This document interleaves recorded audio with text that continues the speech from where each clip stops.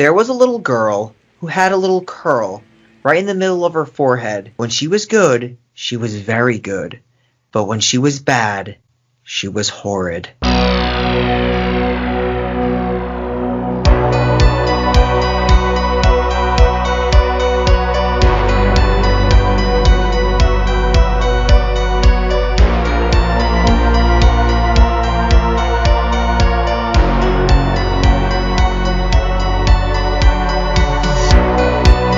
Hello and welcome to the final podcast, the last podcast you will ever listen to. We are the creators of the Spooky Pit, the innovators of the Passion Bump, and we take you down the darkest rabbit holes of all things horror. Welcome, spooky bitches. We review horror movies and then fuck them with comedy. Reinhard Boyle-Lagrosta and Shane Plumbers do in fact wear ties, Smith, and we are joined by our Scream Queen, Jen, the producer, ready to rock and roll with a 2020. It will be a classic, probably, with Kevin James playing a neo-Nazi. Yes. He did a good job. Yeah. He did. He's got range. We're talking about Becky. Becky. Becky's the story of a young girl who has the skill of an assassin, ninja, and marksman. Well, I mean, it's easy to have all that when you're possibly a neo-Nazi yourself. Holy hell, Shane. Oh, God. We're getting into it. When this movie came out in 2020 and COVID was a thing and we couldn't go to movie theaters, I was very upset. With the likes of Freaky and Invisible Man, I was not able to see them. I know you were able to see. Invisible Man was the last movie I saw in theaters before, it all happened. Horror movies. Some people don't think Becky's a horror movie, but it kind of is a horror movie. 3 movies I really wanted to see, and I was unable to see them in the theater, so when we got a chance to review them when they came out on DVD and they were able to stream, I was like, we got to get on these, and you guys were like, let's get on these. I know Jen recommended Freaky. You might have recommended Invisible Man, and this was my recommendation to watch. So I wanted to get my hands on it and watch it, and we did it, and I'm happy that we did, and I can't wait to talk about it. Yeah. So, I mean, I guess let's just do it. There's really not much to bullshit about, so let's jump right into the Spooky Pit. Convicts. The Brotherhood. They crash a weekend retreat for teenage Becky and her father. Becky was released in 2020, directed by Jonathan Milott, Carrie Murnian. It's a horror thriller action movie starring Lulu Wilson as Becky, Kevin James as Dominic, although I'm not even sure he's named in the movie. I call him Kevin in my notes. Yeah, because he's credited as Dominic. They call him that once. Gotcha. Do they? Joel McHale, who was a nice addition as Jeff. Yeah. Robert Maylett as Apex. Amanda Brugel as Kayla. Isaiah Rockcliffe as Ty. And Ryan McDonald as Cole. Which one's Cole? Cole is the guy that gets brutally murdered by a ruler and a bunch of pencils. Yeah, so this movie is one of those movies, they really don't say the names of, those characters too often. Like, the family, you know all their names. You know Becky, Jeff, Kayla, Ty. But then the neo-Nazi side, besides Apex, I refer to them as Kevin James, Orange Camo, and Bald. Yeah, Bald is... You're talking about Bald as Dominic? No, wasn't there another guy? Yeah, Hammond. Hammond, yeah. Who I didn't mention, but he's also in the movie as one of the convicts that escapes. Yeah. I mean, there's not much to them. They just are... That's what I'm saying. They really don't even say their names for the most part. They're a part of the Brotherhood, which is... Is that the Aryan Brotherhood? That's what I assume. Yeah, I assume it's the Aryan Brotherhood. I know nothing about prison gangs, but they're in a prison gang, and I just know that he has a swastika in the back of his head. Yeah, he is doing his hardest impression of Edward Norton from American History X. True. I'm not sure if Kevin James ever played a dramatic role before, or this is definitely the first time he's ever played a villain. I'm a big Kevin James fan. Same. He did a great job. Outside of some of his Adam Sandler movies, Kevin James is very funny. He was great in King of Queens. I always say, I think that the later Adam Sandler movies borderline kind of tarnished his reputation. Well, yeah, they do the same to... Chris Rock? Yeah. Chris Rock was a star comedian, a star stand-up comedian and movie star, I feel like, before he even trickled into the Adam Sandler phase. The whole thing is, they're just doing it to get a quick vacation and some money in. Because grown up. Because that's the thing. Because when you actually look at the other movies they do, Like even Adam Sandler, like he is phenomenal in Uncut Gems. I am not tarnishing Adam Sandler in any way. He is a legend. Yeah. He's a fucking legend. But I just want even to get that across. But even like Kevin James, I like Paul Blart Mall Cop, the first one. Yeah, Mall Cop was really good. I'm a huge I love The King of Queens. Like, yeah, the show's amazing. Show's amazing. So funny. Yeah, I'm a big Kevin James fan. So when I saw that he's playing this role, this is not even like a villain. This is like Aryan Brotherhood, ruthless killer. Yeah. It was just like a sell for me. Plus, he's going to get into a feud with a 13-year-old girl. I'm all about it. All about Perfect. it. Love it. It's their own version of Home Alone. Yeah, that's what it's going to turn into.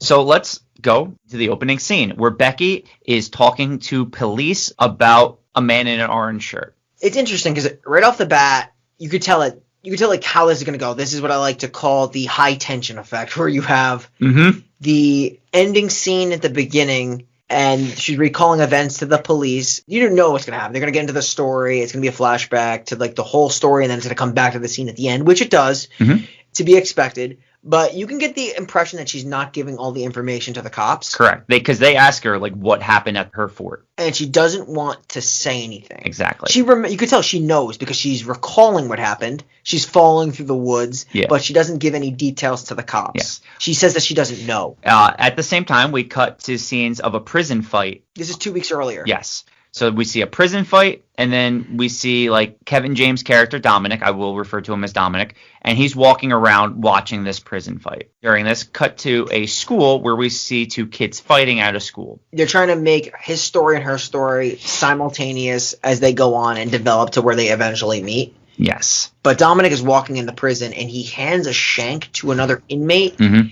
I think that one of them, I think they stab bunch of like white dudes beating up a black guy, right? Then they just like stab him. Like we said, these are all neo-Nazis, Aryan Brotherhood people. Like I said, I don't know anything about prison gangs. I literally have no idea what the Aryan Brotherhood. I really don't know. Maybe you know more than me, but it's just like a bunch of guys pounding on one guy. Yeah, it literally, as far as I know, the Aryan Brotherhood is just like the Nazi party still existing in like today's climate. Gotcha. But yes, so the whole prison shank thing happens at school.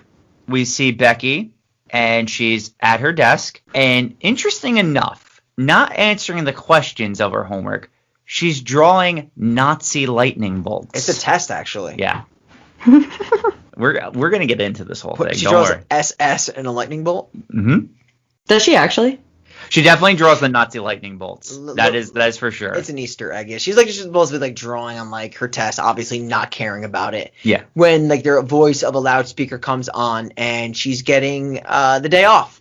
Yeah. Pretty much. Her dad is coming to pick her up, and she has to go to the office. If anybody's wondering, I reserved the deep dive for Shane this episode so he can get deep into the Reddit thread on how like Becky and her parents were also neo-Nazis. So I'm just going to let you kind of take over with Easter eggs for this whole episode. I'm waiting for once we get into the meat of like the meat and potatoes. Yes, that's when I want to go into it. The bloody nipples. Yeah, because we gotta get into a little more details about what's going on, so it makes bloody sense when shaved I talk about nipples.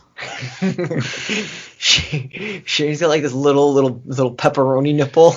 Jesus. Speaking about pepperoni, that's really what his daughter's mom liked about him, though. Actually, Shane was the one that breastfed the daughter. I can't imagine that was easy. Milk me? Is that an offer? No, that was a reference to Meet the Parents. But one thing that we were talking about that we were not doing this episode leading up is Shane's going to tell us his entire experience from day one to the last day of Amsterdam, and I'm very excited to hear it throughout this episode. No, what I'm going to do is tell you that at the same time that we see Becky and her father traveling, her father is Jeff, who is Joel McHale. We also see a prison transport bus traveling, and it has Kevin James, a man named Apex, and another prisoner in there. If I'm not mistaken, is it Apex that slices an inmate's throat? Yeah. Yeah, that happens. He just slices it, and the guy just falls to the ground, kills the guy. Yeah. And so we cut to Becky and her father stopping at a gas station. They go in, and they hear the news that prisoners have escaped from this bus. We also see Becky looking at all these people. They're all like family reunion shirts, I think they have. Yeah. And she sees all these white families. And then there's a kind of colored family she kind of gives a glare to. It's very strange. It is strange. It was also strange the fact that she's swipey. Yeah. She swiped something. Yeah, she has these quick hands. I like. It's amazing because her father could have just paid for pretty much anything that she wanted, but she decides to swipe. What a rebel! Well, that's this thing.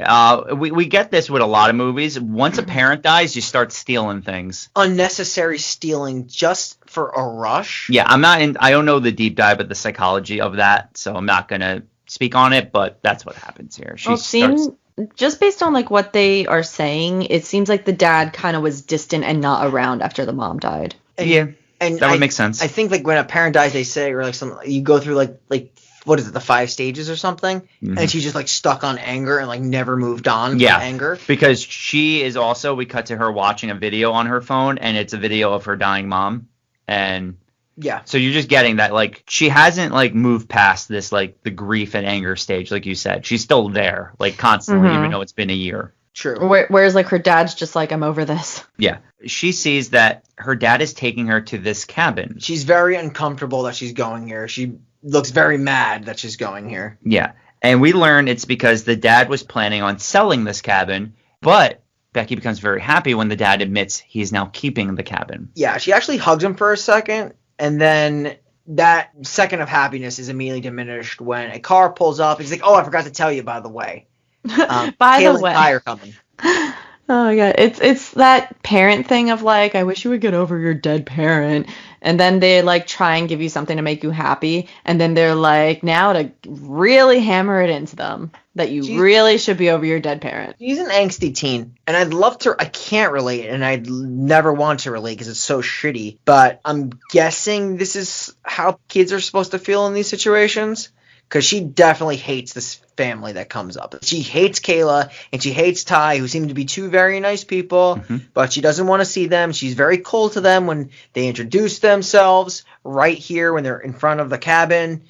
I think that there's a part where even, like, because the father, like, brings up the dog. Why don't you take Diego down by the water and bring Ty with you? And she's like, absolutely not. Yeah, no, and like she walks away. Yeah. What a better way to make your daughter like someone who's going to be your stepson than forcing him onto her. Yeah, Becky was having absolutely none of that. It also seems like it's only been like a year, right, since her mom died. I feel like a year is not enough time for a teenager to get over a dead parent. No, I think that what should have happened here is probably some kind of grief counselor. Can't really relate, thank God. But yeah, she clearly didn't go through the stages of grief, they say. She's stuck on anger.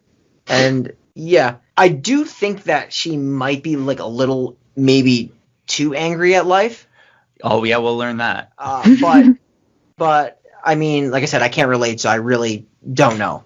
And I don't want to know. I also don't want to kill people like she does. Yeah. Are you sure? I mean, in this situation, it's kind of justified, but like these are like rage murders. Oh, no. Well, we'll learn she just liked murder by the end of this. And we'll learn the dad's girlfriend or fiance to be, or fiance at this point probably, already knows how vindictive she is. Facts. I think at this point she even mentions to the husband. I think she mentions something along, not the husband, the fiance who is Joel McHale. Something like, you let her walk all over you. You got to be more of a disciplinarian or something like that. Like makes a reference like, cut the shit with the girl. But in a nice way, because they're not like mad, but they're trying to be a family, and I guess, and like this is like the separation that's dividing them from coming together. I think therapy is needed here. Yeah. Oh my God, so much therapy. Yeah. But the dad's taking this well. He even offers to make the young boy s'mores after dinner. He's trying to make the best of the situation. He never had s'mores before, Shane. I don't know how any child has not had s'mores before. You like a good s'more. Of course I do. I eat it in your backyard all the time. Your mouth is the shape for a s'more. I don't know what that means. Yep. Would city people not have s'mores? I guess, technically. Unless they have like those trash can fires and they make a s'more over it. Stupid New Yorkers. Seems like s'mores are reserved for campfires. They are. Yeah. It's a campfire thing. Or Brian's backyard. The only thing you really do over like one of those New York trash barrel fires is drink alcohol out of a paper bag. The scene's gonna cut to Dominic, who's now like dressed as a cop. Yeah. He's pulling over a man and telling him to step out of the car. First of all, there's so many red flags here. Like, you still tell someone to step. Well, this is the thing. If any cop has a beard, I'm not stopping for him because cops don't have beards. Oh my God. What an observation. Look, like, I think even if the cops are allowed to do No Shave November, they still have to keep it like what you have right now. They can't have a full beard. Is that a thing? No, yeah, cops aren't allowed to have facial hair. I actually Yeah. didn't know that. Almost positive. I thought you were joking. At least in New Jersey, I'm pretty sure cops aren't allowed to have facial hair. Fair. I don't know. That's an observation. And now that you mention it, I don't remember a cop with a beard. Yeah, So I don't think they're allowed to. every cop apparently plays for the New York Yankees. Yeah. Also, like, he's barely dressed like a cop. He's got like a fucking toy badge. I Like know. a blue shirt. Yeah, they pull this guy over. He steps out, and his partner, who's really Apex, goes to check out the vehicle, and he goes in the back seat while Dominic immediately like, punches this guy in the face, and the guy in the back, who's Apex, kills both of the kids that are in the back seat. Yes. I don't think you see. It's off screen, the kids. The you kids see are done off screen. The blood hit the window, right? Correct. So we cut back to Becky, and she's playing with her dog. I believe this one is Diego. They're playing by the lake. And then we just cut right to dinner, and Becky is miserable again. And there's an announcement that has to be made. If this was an already very uncomfortable scene, they're getting engaged. Yeah. Becky is having none of this, though. Dude, it's the healing process. This involves moving on. So they're going to get married. So Becky gets up, and she tells Kayla, my mom would have hated you, and Becky storms out. And now I know what you're thinking. You're like, yeah, her mom would have hated her because maybe she's with the dad. No, the mom would have hated her because she's black, and Becky's mom was a neo-Nazi. Already putting the theory into practice. I am. I like how you're planting seeds here. But I'll tell you what I actually was thinking.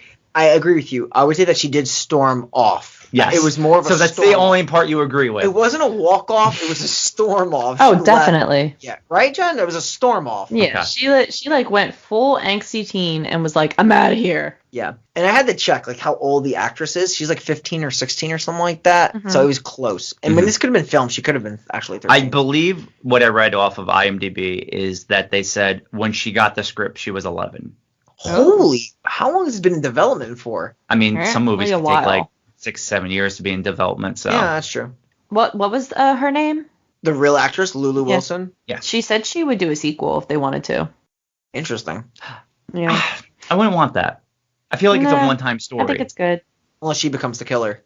Then that's Oh interesting. my god. Could Yeah, you I like imagine? that. It can't be another like her home gets invaded. It would Yeah. have to be her becoming the killer. Yeah. Definitely. Now that Becky has stormed off, as we have said, the dad goes to talk to Becky outside, but she storms off again. She storms off again. She's not gonna. She cries by the fire pit, but once the dad sits down, she's like, "I'm not sitting next to you. I'm gonna storm off." And she takes Diego with her. But now things are gonna get a little hotsy-totsy in this retreat because the doorbell rings, and who's there to answer it is Kayla, Becky, Rebecca Furlong, Becky for short. Yes. I thought you were saying her name was Rebecca Furlong, like she was related to Edward Furlong. Oh. So I was super confused for a second. But yeah, we'll just call her Becky. She goes into her little fort, Mhm. and she's angry because she's an angsty teen, so she smashes shit. But then she sees, Break Stuff by Limp Bizkit. Yeah. But she sees her Aryan Brotherhood key. She does. Because you actually see that the key has like There's a symbol on the it. Nazi symbols on it. There's also a picture of the family by a dock of her mother, and Diego and her father. Yeah. And she gets Don't forget Dora, and, the other dog. Yeah. And there's like a flashback of Becky playing the guitar, singing for her mother. At this point, Jeff is by the fire pit. He gets up. He heads back into the house. He approaches Kayla, and Kayla's like, "Hey, this man lost his dog." And then, you see Dominic there, good old Kevin James. And he introduces himself to Jeff. Kayla goes to grab him a drink of water as the camera pans over. And you see the other prisoner who's like kind of scoping the area outside. He's doing a little bit of what It's Always Sunny likes to call Ocular pat down. an ocular pat down of the premises. The whole thing is like he's there because he said he lost his dog, right? And then Jeff's like, "What type of dog did you say that it was?" He's like, "I didn't say that." And he she starts like looking around the house. Yeah, it's very creepy. It's very suspicious. Funny games. Yeah, I get funny game vibes, except not as dark as funny games. Cuts the shit real quick. Yeah. Yeah. Kevin James then goes on this whole monologue about purebred dogs. Literally hilarious. Because like number one, I thought it was hilarious because he's this fucking dog expert. Yeah. He's like, oh, he sees Dory. He's like, oh, that's a Corso. And he goes, oh, I ate a Rottweiler. It's a purebred Rottweiler though. Jeff is like trying to get him out of the house. Yeah. Well, the thing to mention, he mentions like you don't mix breeds. You don't mix breeds, and obviously because he's standing there, a white man and a black woman. Yeah. So he's clearly making it like you're not supposed to be interracial. Yeah. So he's going on that sense like he has a purebred Rottweiler that's not supposed to mix with another breed of dog. Mm-hmm. Never supposed to mix. So they're already like, dude, leave the fucking house. Like, get out of here. And once they're telling him to leave, that's when Apex walks in. It's a cool thing to see. Like, I think the father, Jeff, opens the door right to a throat clench from Apex, right? Yeah. Kayla and Ty start to run. Yes. And Apex chases them upstairs, finds them, and he takes her phone because she's trying to call the police. He breaks it. But this is where we start to learn that Apex is not this always awful person. He says, leave through the side door. Yeah, a few things here. So they try to sympathize his character because the whole thing is like he's not an awful person. You don't really know why he's letting them go yet, but there's some kind of sympathy. You can tell he is like he could kill them here or he could hold them hostage, but he's letting them out of the house. Yeah, and they do leave through the side. We then see these two guys. We don't know who these guys are yet. They're just outside with a gun. Yeah. You're absolutely right. You don't really know who they are yet because Becky's kind of, I think Becky sees them outside. Yeah, she sees them first. And she's like telling like the dog to be quiet, and then I think she feeds him, tells him to stay. Yes, and that's when Kayla and Ty run into these two guys. Yeah, they're named Cole and Hammond, and they are, you do know right now, they are other prisoners. Yes. Then Dora, the other dog that was with Kayla and Ty, starts to bark, and they shoot and kill the dog. Like, shoot the dog, 8 times. Yeah, Cole, relentlessly kills the dog. And I believe at this point... they bring Kayla and Ty back to the house. What is interesting, though, and I want to point it out, we forgot to mention it, but when they were in the house before, Ty slips up about Becky, and he says something along the lines of, to Dominic, they're going to find Becky, and Kayla, his mother's they're got to find the dog, the dog, and then that's how you know that Becky is the dog. Yes, because when they shoot the dog, they do say I think Kayla says that was Becky. Yeah, okay, you're right. So no, it's not even at dog. It's at that point, right? Yeah. So sorry, yeah. So she said so they're making it like Becky is the dog at this point because when they come back in the house, they make it known that Becky's the dog. What's interesting is that the way that she plays it off, because when it's brought up to Jeff, I think one of the prisoners we killed when they bring them in the house, we killed Becky, and then Jeff just gets up, he's just and then she's like, the dog. They killed the dog. Yeah.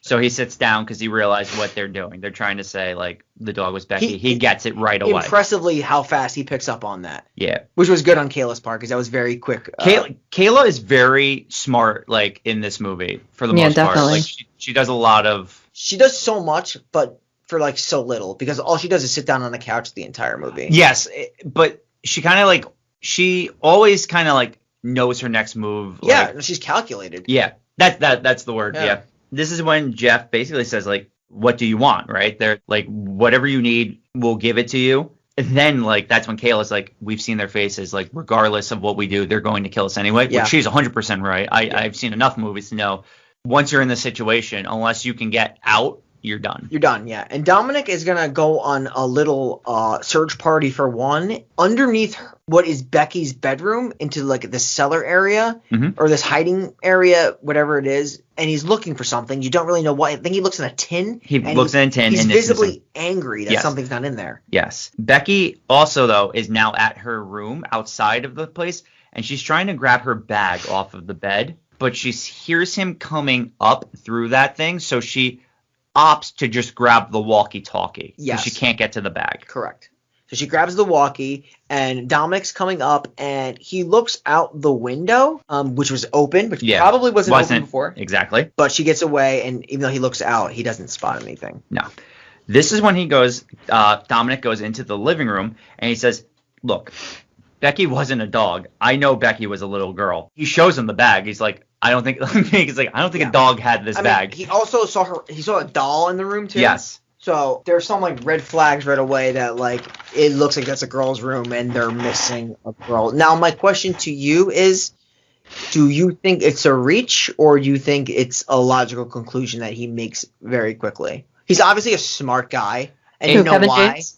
Yeah, I don't think it's a reach because you wouldn't have like an actual backpack with a name on it of a dog. Like, I guess more along the lines of that she's there. oh yeah, well this is the thing. Cell phone. Yeah, the cell phone. Yes. Yeah. Well, I was going to mention two things because he says, "Where is Becky?" The dad says she's in Atlanta with her mother, but then he has the cell phone, and he's like, "Why would she be in Atlanta without her cell phone?" Plus, he has a lie detector to prove he's wrong. A gun. Yeah, and he shoots Kayla right in the leg instantly to show he's like not messing around. Yeah. And that's when Becky radios in to say that she called the police, but Kevin knows that she didn't because he has her phone. Yep, and then she's like, I call from a neighbor's house. I even have their gun. And Apex is like, interesting. The next neighbor is like half a mile away. I doubt your walkie can extend that far. Which is fair because everyone knows children's walkie-talkies only extend for about half a mile. Yeah. That's common knowledge. So then I believe this is when Dominic takes the dad outside to the fireplace. I think Apex goes along with them. They're going to the fireplace. And they have a sit down. They talk about their non-traditional children. Yeah, non-traditional children. Because although Kevin James doesn't have children, he's collected some strays over the years. His favorite memory was of his eldest as he looks over at Apex. And that was when the moment he proved his love for Dominic. He tells Jeff that his favorite moment of his daughter Becky will be coming soon because this will be the moment where Becky will prove her love for Jeff. Yeah. He wants him to radio into Becky to tell her just to bring the key. So this is where you're learning the key is what these people are after. So now we have all the facts, all the details. So before we get into the rest of the movie, I'm going to go into a little Reddit rabbit hole. This is the Reddit QAnon version of the podcast. I'm so excited for this. I've been waiting for this. I've been very quiet, just like listening in on everything you've been pointing out. Put on your fucking everyone tinfoil put on hat. their tinfoil hat. Alex Jones, put it on. I have my tinfoil hat. It's wrapped around a life-size Hershey Kiss, and I am eating it as we go. That actually sounds amazing. You know what that's a reference to? What? Scary Movie 3. Oh my God. That's Can we right. do Scary Movie on this podcast? I would definitely do a scary movie on this podcast. I actually know somebody that wants to do the Scary Movie episode, actually. Oh, who? My friend John. You might have met him. He's a pastor. He loves that movie. He wants to do it. Pastor John wants to Is he going to be able to relate to what's his face in Scary Movie 3? The pastor. Wait, Charlie Sheen? So we clearly have our pastor friend on because they mirror Charlie Sheen in this movie. Yeah, my friend, he loves Scary Movie 1. He like loves it, and he doesn't like horror movies, but he's like, if you guys do scary movies, like that's the one I want to do. Yeah, so I'm like, of course, dude. Yeah, I definitely do. I can't believe we didn't really think of that until like. No, totally, definitely in to do that movie. Definitely. All right, so are you guys ready? Run us down. All right. Run us. So here we go. The theory is this cabin belonged obviously to Jeff and his wife. The theory is that his wife was secretly a neo-Nazi, and she had been working with Dominic and the other neo-Nazis, and she was the keeper of the key. That's why the key was hidden under Becky's room without the dad's knowledge. Becky was very close to her mom, as you can tell through all of her angst and anger in the videos. So Becky's mom was secretly raising Becky to also be a neo-Nazi. Hence why she was writing on the notebook. Yes, she was doodling like the lightning bolts from the Nazi party. It's why she looked disgusted when she saw the black family in the convenience store. It's why she said her mom would hate her when she found out her dad was marrying a black woman. It's all these things that Becky's mom was instilling in her of the neo-Nazi party. And that's why Becky has such a close attachment to the key, because it's like her mom's sacred item, and then Becky kind of took that in herself when her mom passed. Now, the thing is, since the mom was working with these neo-Nazis, when the neo-Nazis found out that Becky's mom had died, that is why they planned this prison escape, because the keeper of the key had passed, and they wanted to get out to make sure the key was safe. But Becky didn't know this plan. And so when Becky just saw a bunch of people show up and kill her dog, that's why she didn't care who these people were and why she took out revenge on them anyway. Makes sense. I mean, honestly, it actually fits if you can stretch your imagination a little bit, not even that much. There's like no plot hole to void that. Exactly. But it's just like, it could just be something someone completely just picked up on all these things and pieced them together without it actually being the meaning. I just think it's a very interesting idea. All I'm saying is it's a reach, but it's not a strong reach. Like you mentioned the convenience store thing where she looks at the families and she's just like kind of disgusted. In hindsight, it reminds her of her mom, of her stepmom. But you could also make the point of like the teachings of her mother make her disgusted towards that family. Yeah, no, so interesting. It's not a far reach, and it fits logically within the storyline of the movie. It's just not told in the movie. It's just like you got to pick up on like the Easter eggs and then like, but it's definitely fills in nicely. It's not like a reach for me. I don't think it is. Yeah, it's an interesting little tinfoil theory. It also doesn't disrupt the movie. Like no, it actually makes the movie more interesting if that's actually the case, that her mom was a secret neo-Nazi. I like that theory. Do you guys know what she died of or no? Sounded like a terminal illness or something. It looked like cancer. Yeah, that's because I think she had. It looked like she was going through like some kind of treatment. Well, someone in the Reddit comment underneath that guy is like, "Yeah, the mom was a neo-Nazi. She was bald in the hospital." Oh my god. It was dark of a joke, but that's Reddit. It's a dark place. A very dark place. I like that. I like the idea of that because there's not too much surrounding it that would disprove that. Exactly. And pretty much the only thing that you would need is like confirmation from someone who made the movie. Exactly. True. And it doesn't like hurt the movie with that being what it's about. It makes it more interesting. Yeah, it supports it. She's also like a bloodthirsty killer. Yes, which we'll get into now. Do they torture the dad? They torture the dad first before he even makes the call, right? They put a hot poker onto his cheek and kind of like brand his cheek. Yes, definitely. Because he even tells like, we're gonna hurt your dad. We can promise it's not gonna be pleasant. And you can avoid that unpleasantness if you can recall a tin that was in the basement. Mm-hmm. She's like, nope. He's like, I don't believe you. Well, she actually says, she's like, I don't have your key. And he's like, I never said it was a key. That's the second time they did it in this movie. I was a little upset. I'm like, you're gonna keep doing this? Yeah. I'm like, the once was fine. They kind of make this family like so oblivious that they keep saying things that shouldn't be said. Like, but one thing that I did pick up on is like, like he's been planning this breakout for a long time. Yeah, he's very smart. But then that kind of maybe actually what disrupts the theory. I just thought about it now. If he's been planning this for 9 years, how long has the mother been sick for? Yeah, well, that's the thing. Because the mother, they do break out, though. They finally do it once the mother is dead. So maybe they were just waiting. They figured they had to rush it then at that point. They could have been planning a breakout anyway. And then when she died, they felt like they had to get out. It still doesn't completely like I said, it's just a Reddit theory. But, I mean. But I want it to fit. And you don't have to share your I know, I feel you. I always should have forced the conspiracy, but. That was the best part of watching Game of Thrones. When people used to just come up with these crazy-ass theories. And you want them, like you manipulate the story that you're not supposed to. You also don't have to tell, like, any of your neo-Nazi friends about your secret family, so. True. Yeah. True. Isn't that right, our neo-Nazi expert, Brian? That would be me for the Brotherhood. Oh, my God. It is funny when they do that. I'm almost offended that you, like, gave Shane a plumber name, and I'm, like, our resident plumber expert. It's so true. I just realized that too. I felt snubbed. Sorry. You are the plumber expert. Resident plumber expert. What else am I the expert of? Button sucking. Button sucking, yeah. There's one more thing. There is one more. We gave you another one. I forgot what it was. We said it in the episode that I just listened to, and I was like, damn it, I'm not going to remember that. I mean, we have a lot of resident experts. It's hard to keep track. We should someday make a design, be like all the credentials for the podcast. Yeah, like fucking credentials. We should be writing these down. I know. All right, so back to the movie. This is when Dominic, he goes to the walkie-talkie, he hands it to the dad, and says, tell Becky to bring this to us. But the dad just tells Becky to run and don't look back. Yep. So they take the hot poker and they stab him in the gut. And this is bad for two reasons. One, you're getting stabbed, and two, it's hot. It's hot. It's a hot stab. It's probably melting his, like, appendix if he had one. Spleen could be melting a spleen, maybe a liver. Because it's like the lower side. Yeah, no, that's bad. So Becky runs, she grabs the key, and she runs to bring it to the guy.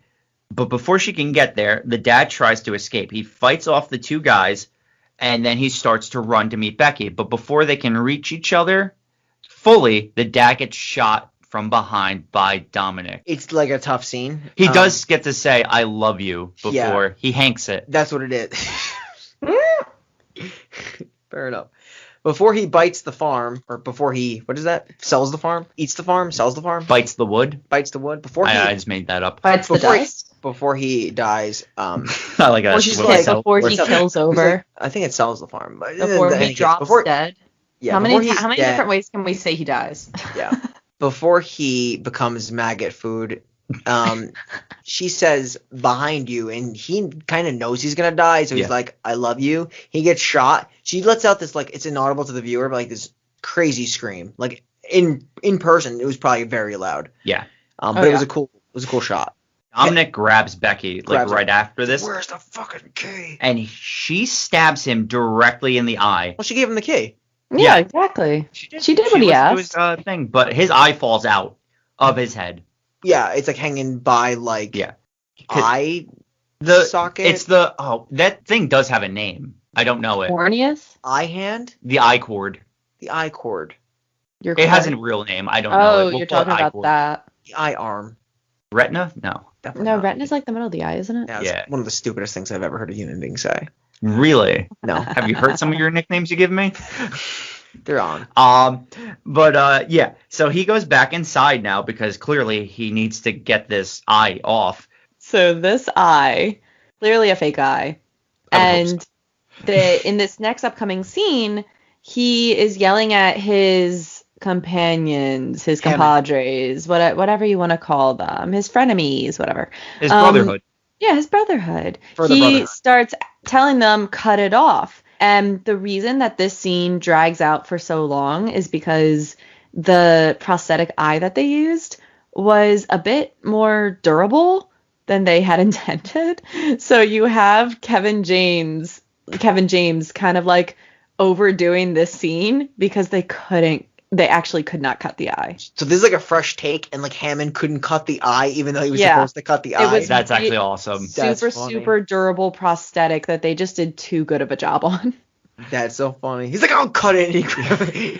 Yeah. What does he cut it with? He cuts it with a fucking butcher's knife. Butcher knife, right? Yeah. Because he's like trying to cut, like Hammond's trying to cut it with a scissor, and it just will not cut. So he takes a butcher knife and just fucking chops it off. Yeah.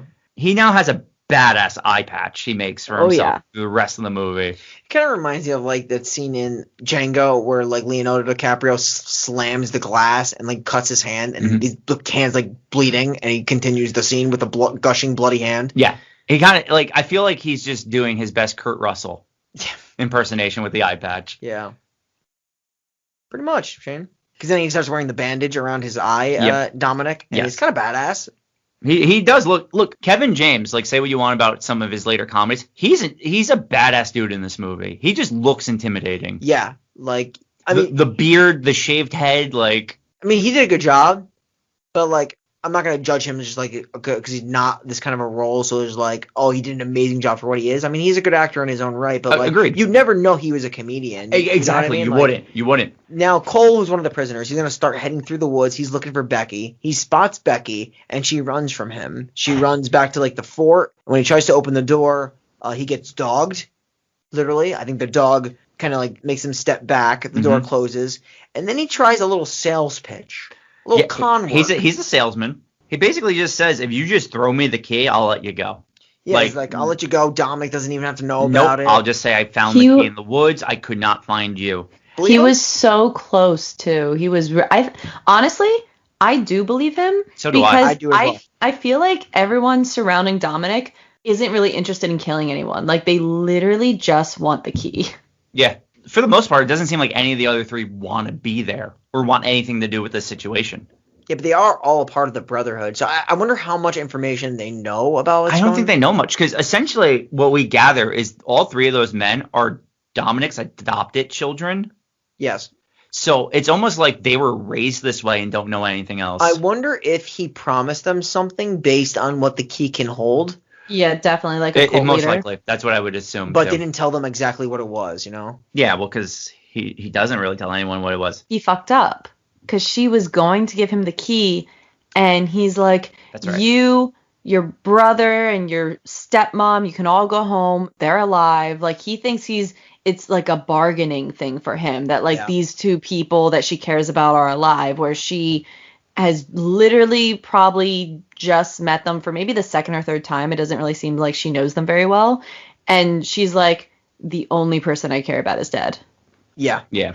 That is actually very important. I probably should have mentioned that. She's like, goes into your neo-Nazi theory. my mom is dead. Like, she says it to him. Like, Yeah. But then he kind of like tries to like recover, but it doesn't really work because he's like, you guys can still have a nice life together. Yeah. He doesn't realize she wants absolutely nothing to do with that life. No. Nope. So now we get to her throwing the Canadian quarter, which he goes to get because he thinks it's the key.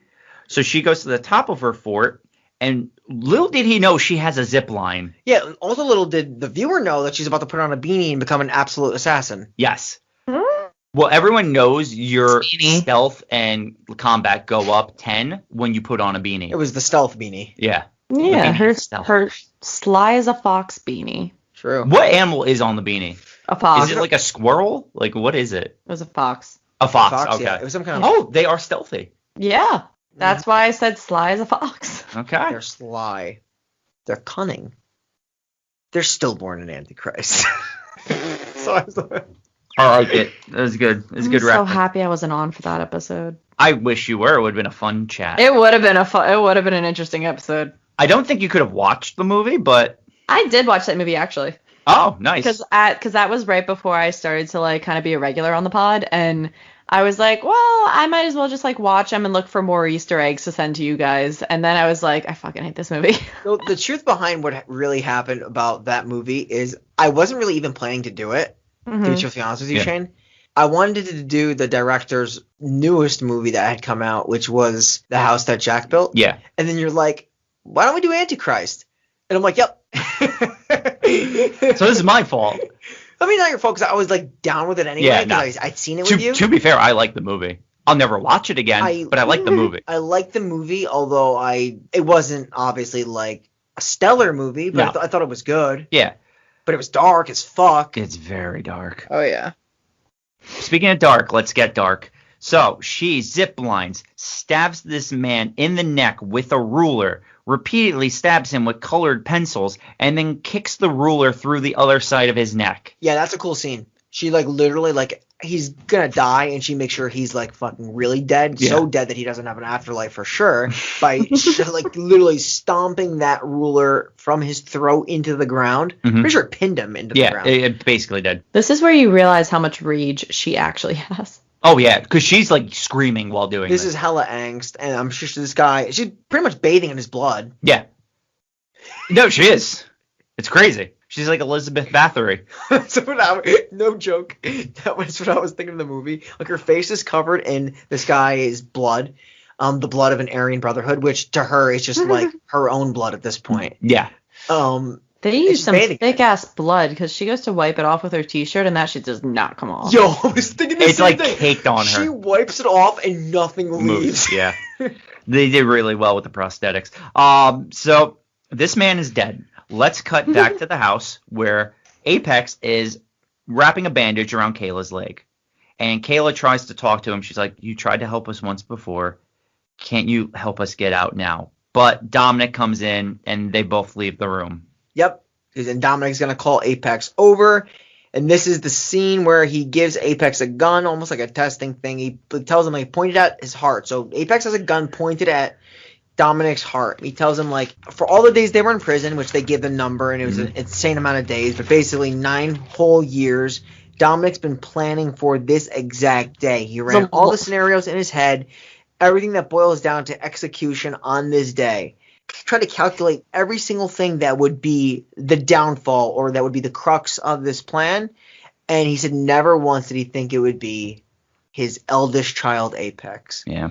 It was a really long way to say 9 fucking years. Yes, pretty much.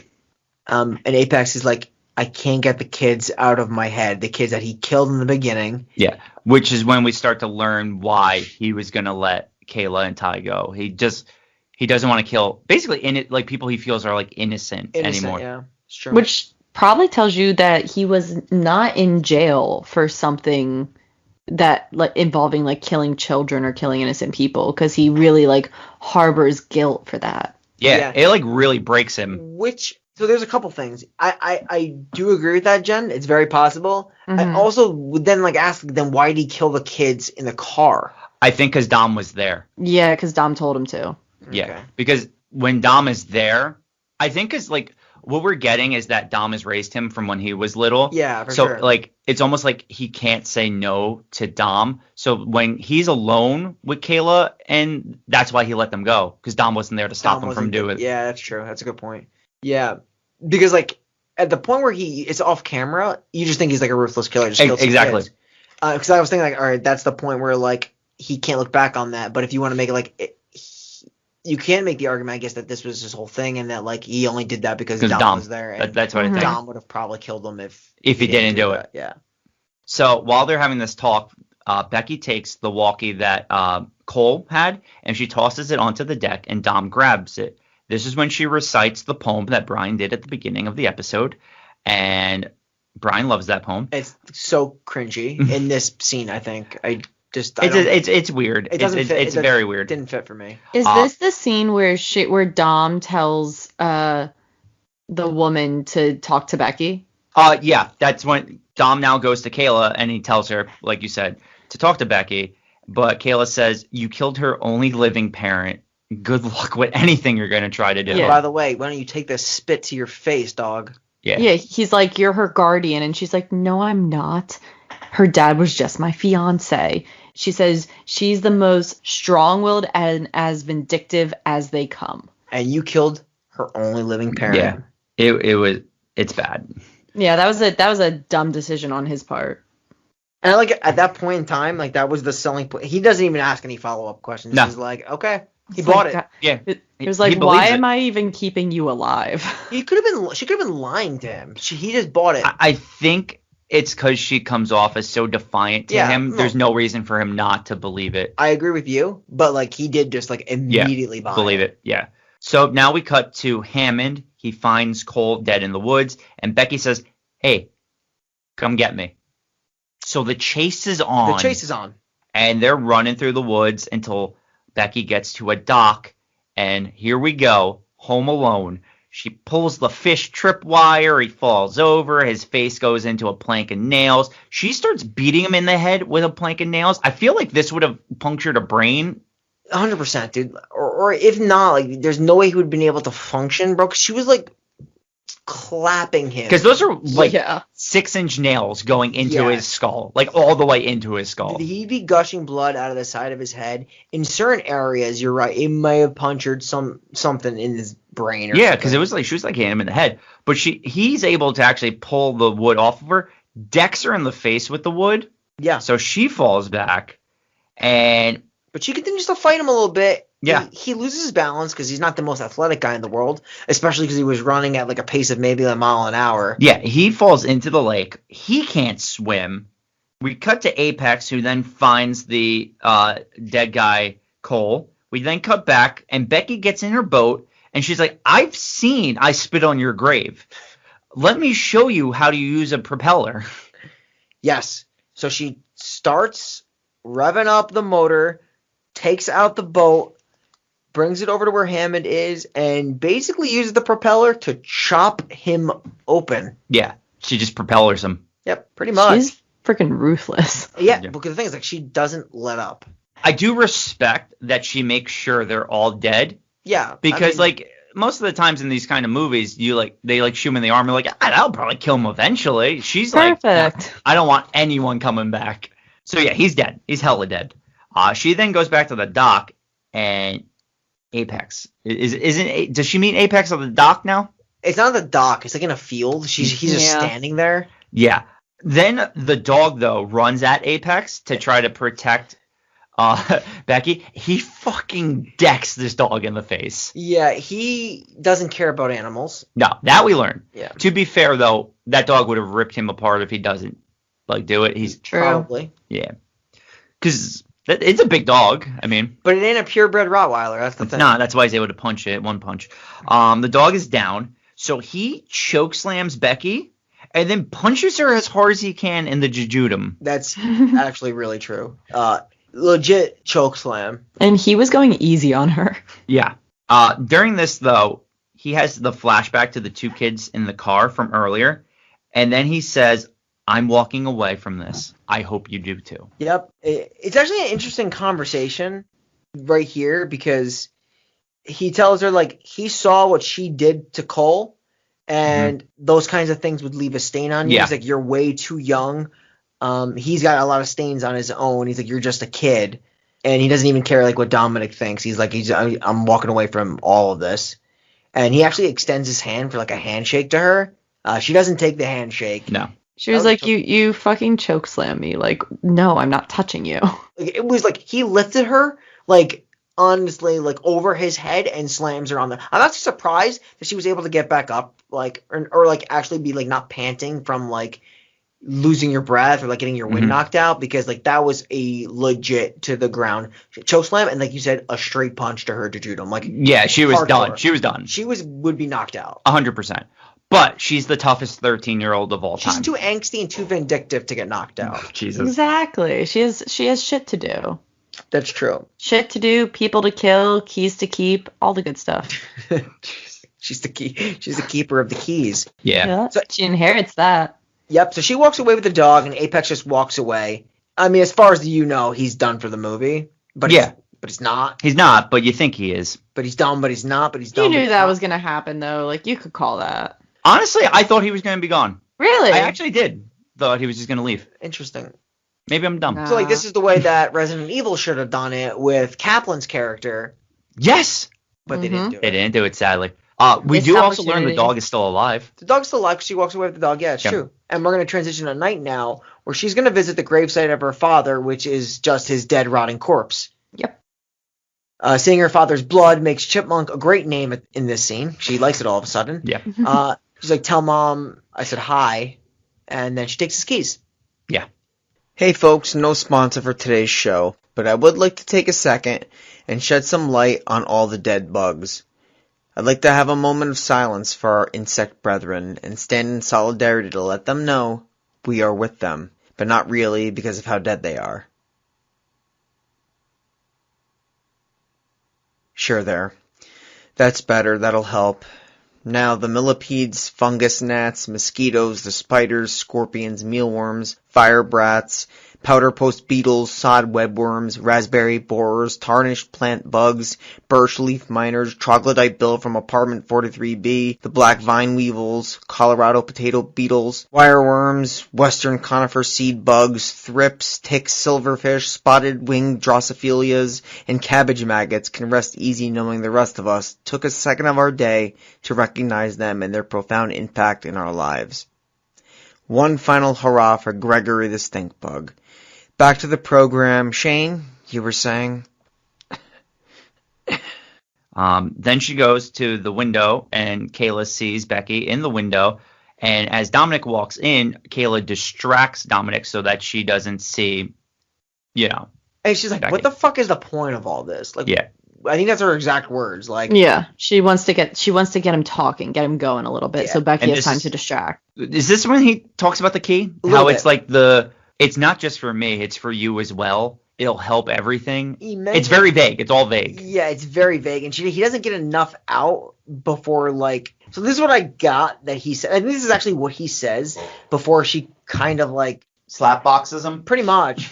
He mentions all the races were created for a divine purpose. The modern world has distorted this purpose, but that's now about to change. And then she calls him stupid, a fucking bitch, and like I think he pushes her on the couch, and then she like rocks him in the face. Yeah, the slap box. And then he can't do anything because there's an alarm sounding outside, and he's got to attend to that. Yes. He goes outside and checks the car. Kayla then hops into the kitchen, grabs a knife so she can like cut off her restraints. Dominic looks into the van, and Diego just grabs his arm and starts biting him. And this dog's got strong bite. It's not a purebred, but it has a strong bite. Yeah. Honestly, because it's not a purebred, the bite's probably stronger because purebreds have more issues at that age.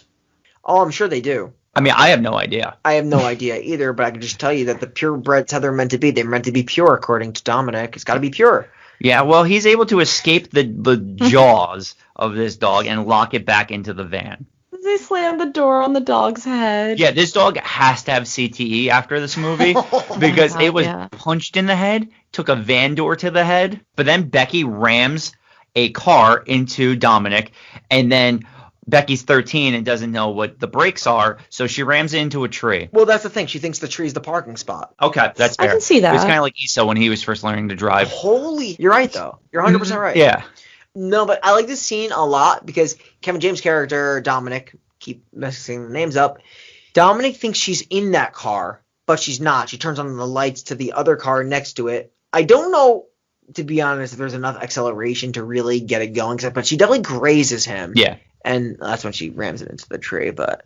OnStar picks up this, and since she doesn't respond to OnStar, they send the police, which I didn't even think people still had OnStar. Some people do.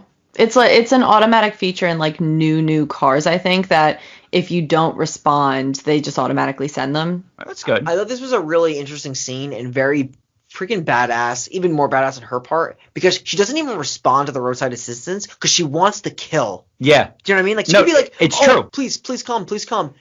She doesn't do that. She literally just gets out of the car and gets ready To murder. to murder. Like, she doesn't want the help. So Dominic yells, and he says he'll put his gun away. He just wants to talk. He wants to make a Like, deal. now he's actually hit barter stage of this. He's ready to negotiate. The only thing she's negotiating is finding some gasoline. Yes. Do you think at this point he's seeing potential in her? Maybe. Well, he does. He's at the fire pit, which is where they meet. They're at the fire pit. They circle around it, and he's basically trying to recruit her. He is. I don't know if this is genuine or not, but it actually might be. I think it is if you go to the theory that the mom was a neo-Nazi. Mm-hmm. He's like, I see the potential that your mom had. He doesn't say those words, but I'm trying to just piece this together. And I love her response to it. She just kind of like, torches him. With what looked like a water gun? I assume she put gasoline in the water. Yeah, 100%. I'm saying, like, he wouldn't expect it because it's the water gun. Yeah, water gun. 13-year-old girl. Home Alone. Yeah. Or it could just be hairspray, and she just sprays it, because if you spray hairspray over a fire, it's flammable. True. But, I mean, she did have the canister, so Yeah. he probably just loaded it over the fire. True. I do love, though, after, like, he's on fire for a little bit, and then he's not. She thinks if you just spray more gasoline on him, he'll reignite, but that's not how it works. The fire is off as she keeps spraying. Yeah. It's funny, though, because how fast he literally loses the fire. Yeah, I mean, Yeah. stop, drop, and roll. Yes. This was like the burning kind of fire, though, where the guy was completely on flames. Yeah, but if you're in the Aryan Brotherhood, you can't burn. Fair enough. You've already burned your soul, so it doesn't matter. It's too hot to be cooked. It's already charred. Stop, drop, and roll is that thing that everyone is taught in like elementary and pre-K and all that like we need to know for the rest of our lives, and probably like 90% of us will never use that. Never use it. Well, I would hope not. I don't want to be on fire. Stop, drop, and roll only like comes in handy when your friend or family is driving by your destination in a car, and then they tell you to jump, and then you have to stop, drop, and roll. Or if you spray hairspray on your friend's shirt and then light his shirt on fire. Fair. True. True. I Valid. mean, Very valid. people do sometimes. All We the didn't do it, but Of course not. Why would you try that, yeah, dumbass? no, it's crazy. One thing I do want to mention that's pretty badass is when Dominic first gets to the fire pit, she's just like roasting marshmallows. And singing. Yeah, it's kind of She's awesome. literally singing. He chases her. Yeah. After the scene, after he's completely cleansed of the fire, he's going to chase her down. Yeah, He catches up to her because I think he power bombs her. I think it's a power bomb. Yes. It's something like it. It's powerbomb-esque, and he starts to choke her. This is the kind of choking that was going on, I don't know, thousands of miles east in Amsterdam. Shane, you gotta tell that story, and I think now is Amsterdam really story. Amsterdam story. Amsterdam story. Let's hear about it. Night 1. Let's go, Shane. What happened? It's really Nothing. hard to synchronize that. Night 2 I went to the That Anne too? Frank house. and Night 3.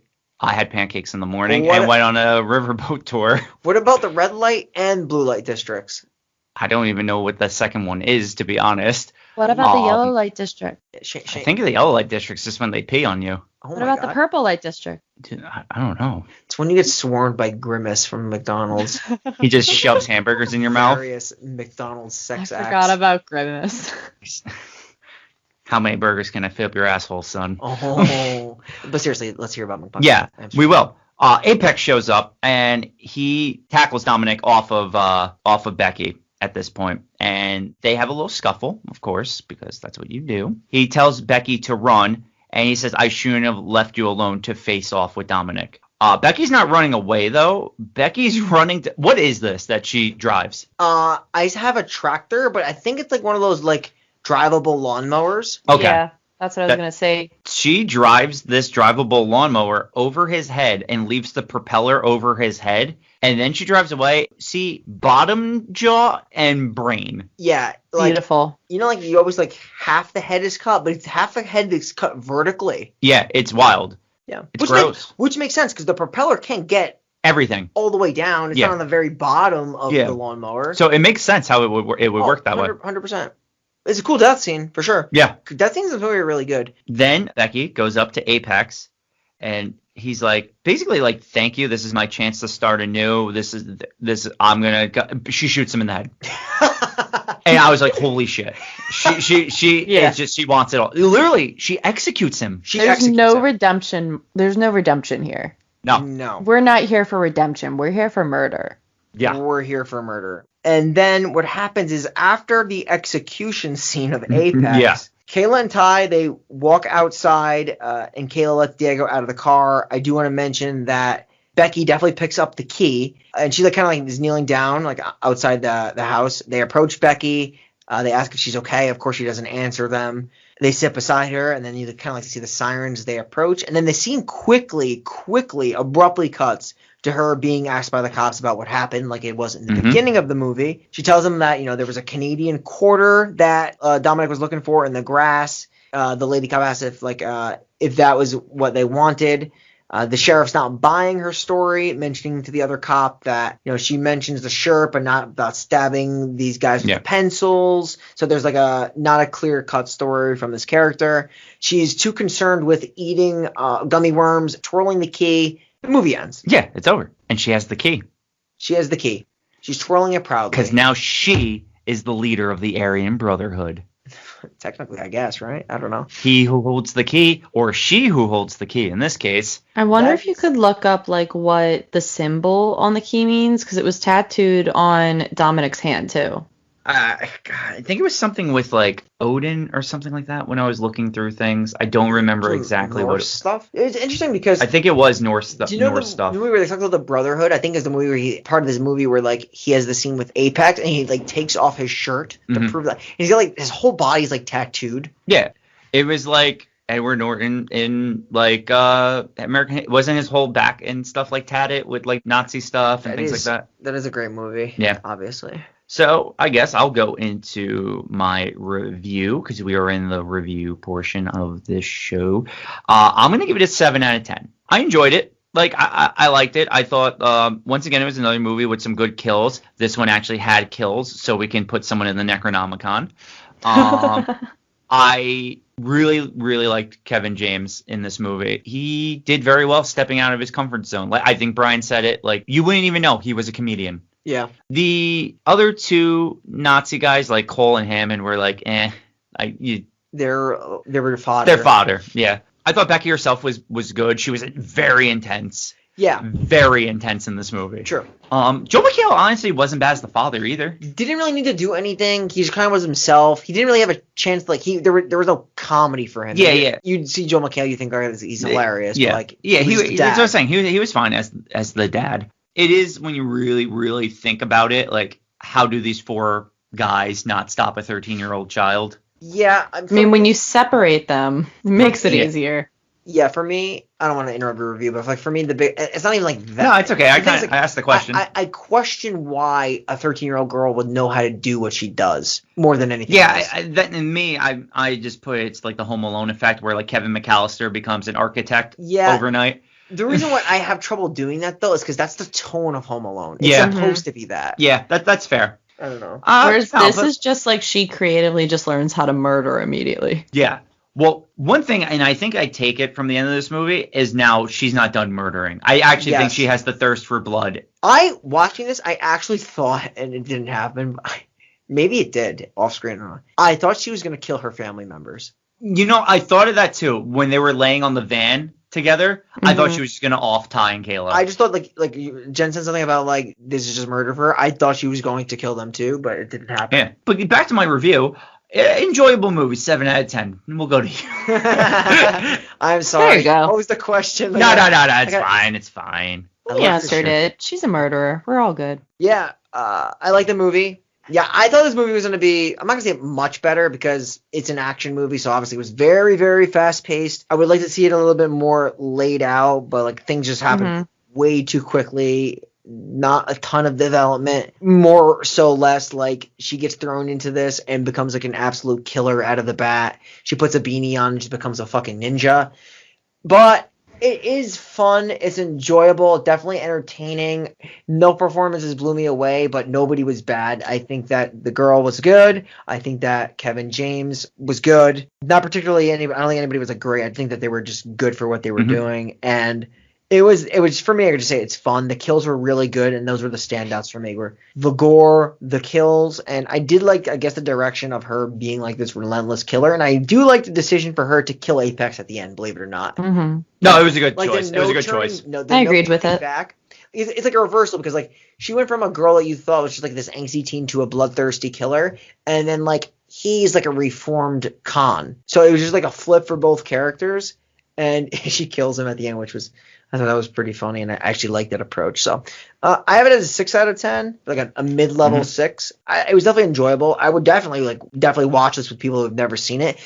I know the highlight is because, okay, well, Kevin James is playing something he never has played before. I got to give kudos to her, too, because, like, I don't know, it's got to be, like, one of her first films. I don't think I don't know her from anything heard else. of Lulu Wilson, but... Yeah, she was real young. Yeah, she was really young. She was entertaining, and it was a solid watch. I enjoyed it. There you go. To you, Jen. Wonderful. Just give me one moment. I'm clicking on her. I'm actually curious what else she may have done, because she looked very familiar. She's definitely been in other stuff. Oh, that's why I recognized her. She is in Annabelle: The Creation. So I'm pretty sure she's the girl in the wheelchair. She's credited as what, Linda, I think I'm showing here? Yeah, Linda. Interesting. That's where I recognized her from. And then she's also in The Haunting of Hill House from 2018. That's what she's best known Who is she in for. that?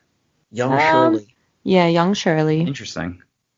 So I think I'm gonna rate this movie a 7. Just a solid 7. It's a little high for like all the kind of guessing, but I'm just I really like the theory of her mom also being a neo-Nazi. I love it. I love the theory. It fits really, really well, and there's subtleties that just really support it. And it's not one of the theories that I think discredits or like there's a lot of holes in.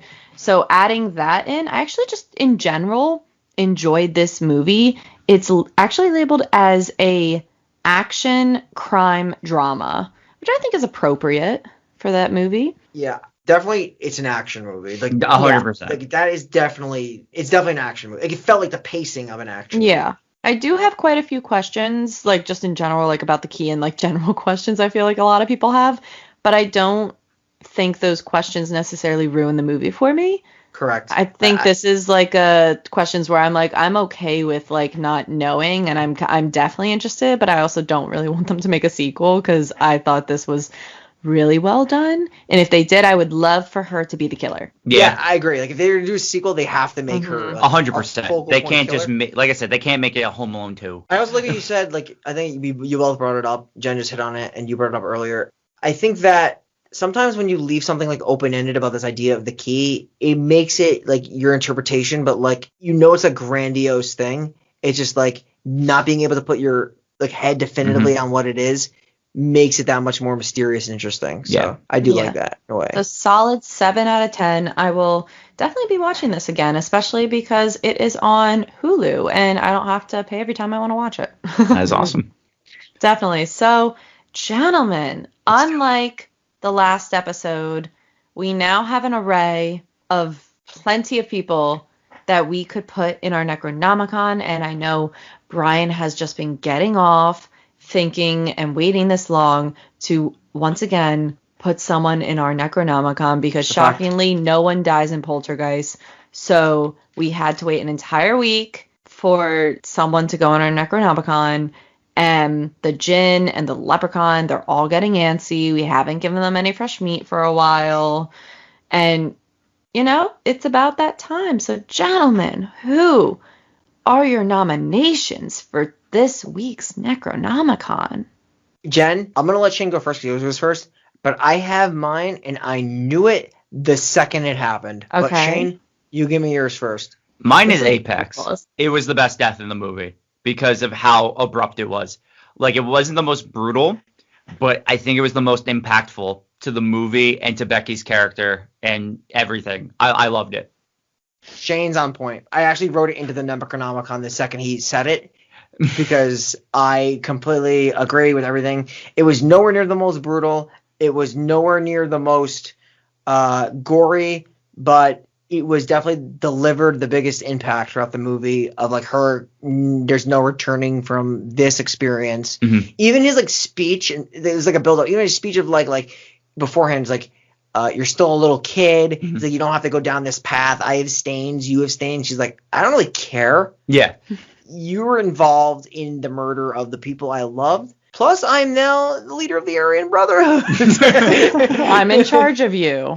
I can kill you so if I want to. I have Apex, Jen. Who do you think? Honestly, mine was between Apex and Dominic because those are just two characters I really liked in this film that I thought just did really well in this film. But yeah, we can go with Apex. I'm open to that. All right. So, Shaney boy, have you prepared a eulogy for Yes. Sir of Apex? Yes, I have. Apex, the apex predator. Randy Orton? You are a big man, a very big man, but Very big. despite that, you had a very, very kind heart. Yeah, you murdered 2 children at the beginning of the movie, but you learned from your mistakes. Sort and of. You were doing your best to help those in need. The problem was, you fucked up a 13-year-old girl so much with everything else that happened, she still shot you in the head at the end, execution style. And for that, we're putting you in the Necronomicon. I think there's water in my brain. From what I said? Yeah. Or are you being serious? Like, do you actually have, like, water in your ear? No, like, I feel it up here. He was Oh. drinking a Truly and then laughed, and I think it shot into his life. I'll be okay. Oh, Problem did you, is- like, accidentally, like, make it go up your nose or something? Yes. Yeah, no, it didn't come out my nose. It got like kind of stuck. Yeah, like it went to, like, your navel cavities and then Yes. just, like, took a breath in or, like, a sniffle up and it went right up there. Yep. But worse than anything else, the Necronomicon's a little Moist. moist. It'll dry. It's paper. Yeah. What did you spill in it, the Truly? No, he spit it out when I was saying my eulogy. Okay. Oh, that's fine. You'll be fine. There we go. Beautiful. That human skin will cover it right up. Facts. All right. So And if this... nobody gets that reference, please fuck off. Fuck off and like watch The Evil Dead or something. Yeah. That's like 2 Fucking references, losers. technically, if you're like a slight horror, not even a horror fan, because that's technically a reference to Evil Dead and to Hocus Pocus. Hocus Pocus. Yeah, true. I've never seen Hocus Pocus. Ryan, Yeah, sorry. Happens. I'm disappointed in your friendship. I'll watch it one day. And one day we'll also review The Evil Dead, considering we have a Necronomicon. With that said, though, we're not reviewing that next week, and I'll tell you what we are reviewing. Just kidding, we're never going to talk about the Texas Chainsaw Massacre. Yeah, we're never going to do We that. You have are- to stick around for like 8 more years. Yeah. We are actually reviewing a phenomenal movie. We've been doing some pretty good movies lately, and we're going to keep right on that. We're doing Rosemary's Baby. I don't want to say too much. This is a movie I didn't even see that long ago, maybe like last year with you. Mm-hmm. And it's a game changer for sure. So I'm excited. Yeah, no, this is going to be a good one. Have you seen Rosemary's Baby, Jen? Yeah, but it's been a really long time. So I'm sure once I turn it on, all the memories of it will come flooding back, because that usually tends to happen with me in movies. I forget them completely if they don't have an impact, and then I remember them immediately when I turn them on. So it's been a decent amount of time, but I am excited to revisit this one. This Perfect. is like the type of horror that I relish, and I know that Mhm. you like. Yep. Where it's slow burn payoff. Yep. It's not for everybody, and not everybody's gonna like that kind of a movie because it. How goes long on is this movie? 2 hours. Yeah, it's a 2-hour movie. Oh, I guess that's not bad. It's better is- than a 3-hour movie. Yeah. It is slow burn, last 5 minutes payoff. Like, big payoff. Okay. Just so, for anyone who hasn't seen it, make sure to watch it. Stick with it. Please stick with it to the end. And let us know what you think. We are reviewing it next week. It's also a little over 2 hours. It's like 2 hours 15. It is. Okay. Well, that counts for credits too, though. Yeah. It is a spectacle. So, with all that said, we are the final podcast signing off, and we will see you next week. I guess at the birth of the Antichrist? In the womb. Either apply.